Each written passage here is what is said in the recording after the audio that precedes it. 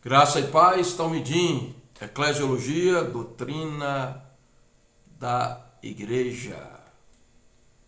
Em Mateus, capítulo 16, versículo 18, encontramos a seguinte expressão: Pois também eu te digo que tu és Pedro, e sobre esta pedra edificarei a minha igreja, e as portas do inferno não prevalecerão contra ela.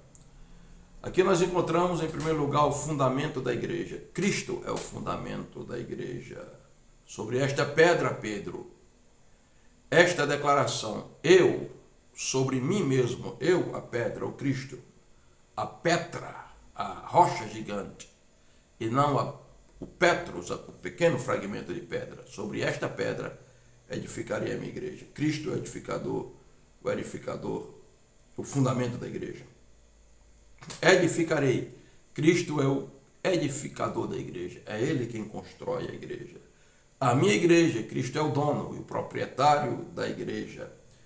E as portas do inferno não prevalecerão contra ela. Cristo é o protetor da igreja. Cristo é o fundamento da igreja. Cristo é o edificador da igreja. Cristo é o proprietário da igreja.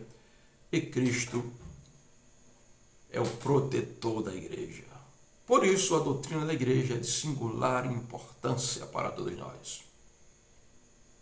Estamos vivendo em dias em que a igreja está sendo banalizada e desprezada. O verdadeiro sentido da igreja tem sido corrompido.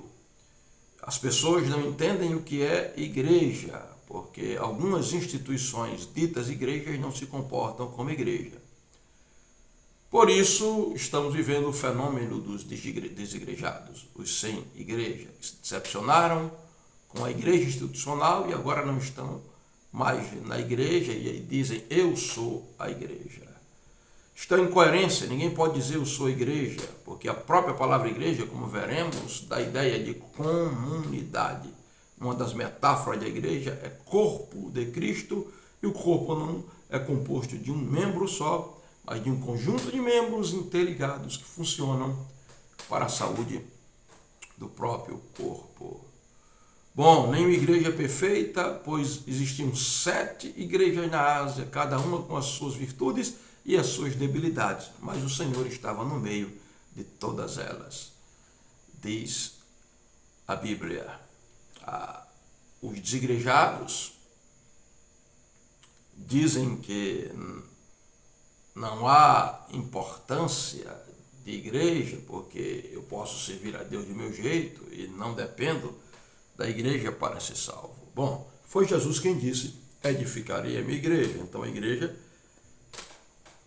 é necessária, porque só na igreja existe o princípio de autoridade e submissão, da prestação de contas e de hierarquia. Por exemplo, quando Jesus diz, onde estiverem 2 ou 3 reunidos em meu nome, eu estarei eu no meio deles, um texto favorito dos desigrejados, Jesus está falando isso aí no contexto de igreja, inclusive de disciplina e de punição do irmão que errou, pois o contexto diz que se teu irmão pecar contra ti, vai, tenta convencer o seu irmão, se ele se convencer, você ganhou o seu irmão, se ele não se convencer, leve 2 testemunhas, se ele não se convencer, leve 3, se não, comunica a igreja, que se ele continuar irredutível, então tiram da igreja e o consideram como gentil e como publicano, porque onde estiverem 2 ou 3 reunidos em meu nome, aí Jesus completa, estarei eu no meio deles. Ou seja, está no meio de 1, 2 ou 3, é no contexto de uma decisão para decretar que aquela pessoa está fora dos parâmetros e princípios defendidos pela igreja. É só ler o contexto. Os reformadores diziam que existem 3 marcas de uma igreja verdadeira: a pregação fiel à palavra de Deus, a administração correta das ordenanças, chamavam de sacramentos, e o exercício da disciplina com amor.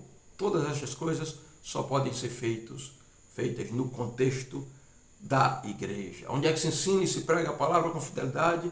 Na igreja. Onde se administra o batismo e a ceia corretamente? No contexto de igreja. Onde se exerce a disciplina com amor? No contexto de igreja.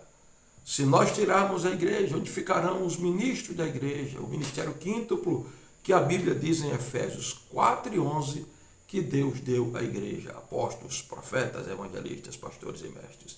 Se tirarmos a igreja da história, onde ficará a missão dada por Jesus em Mateus 28:19, ide por todo mundo e fazei discípulos de todas as nações. Alguns dirão, não precisa de prédio e nem de templo para existir igreja. Essas pessoas desconhecem a Bíblia. O lugar geográfico, ponto de encontro de adoração, sempre existiu. O Éden era um ponto geográfico onde Deus se encontrava com o homem. Abraão, lá no deserto, sempre tinha um altar, um lugar geográfico que delimitava e marcava o contexto de adoração. No deserto estava o tabernáculo, um lugar físico onde as pessoas se encontravam para adorar. Na época de Davi tinha o tabernáculo de Davi, no templo de Salomão, o templo de Salomão. No templo de Jesus, Jesus ia ao templo, ensinava no templo e nunca contrariou o templo e nem nunca ensinou que abandonássemos o templo. Mesmo depois da morte e da ressurreição de Jesus, a Bíblia diz, Pedro e João subiam junto à hora da oração ao templo para adorar.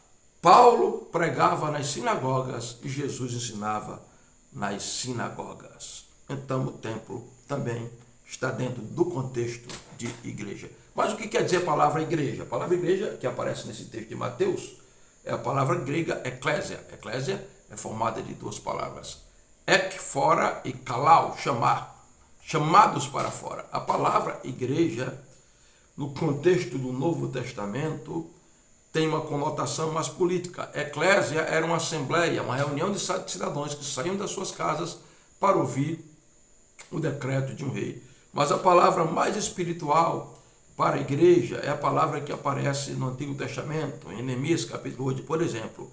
Carral, congregação, reunião de pessoas para adorarem a Deus, aprenderem a palavra e serem instruídos na palavra de Deus. A outra palavra no Antigo Testamento é edar, também congregação, assembleia, agrupamento e reunião. Outra palavra ligada à igreja no Novo Testamento é sinagogue. Sinagogue, que dá a palavra sinagoga, está ligada exatamente ao lugar físico e também é chamada de igreja. Então, o prédio, a estrutura física, também pode ser chamada de igreja.